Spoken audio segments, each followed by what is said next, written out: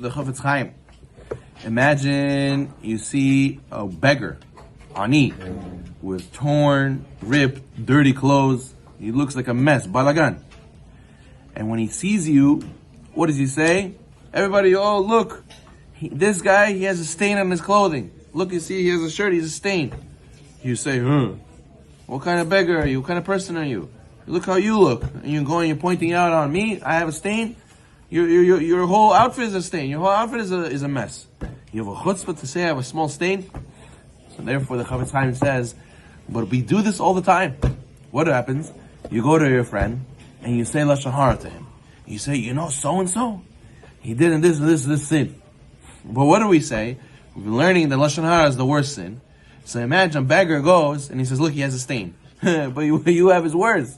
You're saying this guy, he did this and this sin. But your sin that you just said Lashon Hara is even worse. So you really should be making fun of yourself. You're speaking bad about this guy who did a sin, you're doing a sin yourself. How can you go and speak about him? So therefore, a person has to be careful. You cannot reveal to other people that other people did sins. People that sometimes sit down in a meal, oh, you heard? This guy, he does this and this. I heard people speaking about it. People talked about it. It's on the word on the street is this guy steals this guy does that. Person should not reveal. Is it l'toelet? Maybe if it's l'toelet, maybe if it's going to be productive and you couldn't speak to the guy himself, you need to speak to his father, speak to his rabbi to help him stop from doing the sin, and you have to really verify that he is doing the sin. You can't assume. You have to ask. You have to really find out.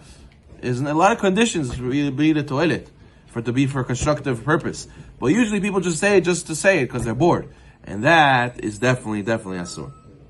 A lot of times we see people do sins, we have to give them benefit of the doubt. Maybe it's not what you think it is, right? If a person is a tzaddik, or at least a beinoni, a person who is not a known rasha, he's not a known rasha, so you should give him benefit of the doubt. What if that situation was pikuach nefesh? What if it was an emergency?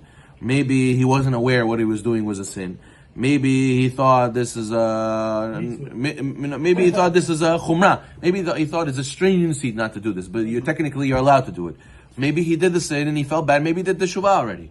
So how can we go and speak about other people negatively? As the Torah says, "V'tzedek tishpot amitecha." You have to judge your friend for the side of righteousness. A guy says, you see, look at Israel. You see Israel, he always comes late to tefillah. Always he comes late. But he doesn't realize that maybe there's a reason. Maybe he doesn't know that Israel has a disease, a condition, that he has problems. He has to go to the bathroom all the time.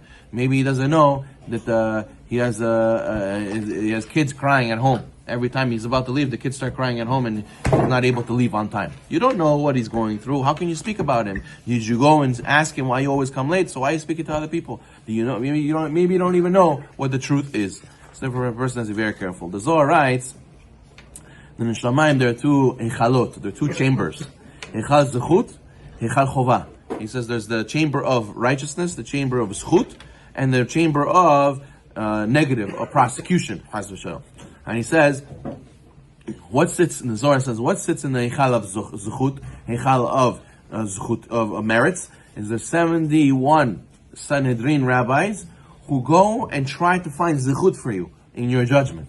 And then there's another echal, another chamber of detriment, chamber of prosecution, and Satan sits there. And he speaks negative about Am Yisrael, speaks negative about Jewish people. So what do we see? The Zohar says, when a person thinks positive, and a person judges favorably, where do they send him? Heichal Zechut, the chamber of Zechut, where the rabbis there are going to help your case. They're going to look for benefit, give a benefit of the doubt, and try to defend you in your case. But the Zohar says that if a person looks for negative in other people, and he judges other people negative, so where do they send him? Heichal Chova, to Chas v'Shalom, to the chamber of prosecution. Who's over there waiting? Satan. Satan is waiting over there to prosecute. So therefore, a person also has to be careful not to speak about other people's bad midot, right? A person says, oh, my brother became very lazy because his yeshiva, they're very, lenient about being late, so now my brother became lazy. Oh, my grandmother, she was always a nervous lady. She had too many traumas in her life. She's a very nervous type. To speak negative like this about other people is also not permitted. Okay, but Rabbi, it's true. It doesn't matter that it's true. You're looking for the people. That's how the Zohar says. That's how in Shamayim they'll also judge you. A person also should not mention. Sometimes it comes up in a story. Sometimes you speak to your friend. You don't want to say Lashon Hara, but it comes up somehow. Like for example, a person says, your neighbor asks you, can you drop off your son? Can your son play with my son play date? So you say, okay. So you say that you tell your neighbor, yeah, I'll tell the bus driver to drop off my son by your house. So then you tell your neighbor, I called the school and I told him to make the change. And what?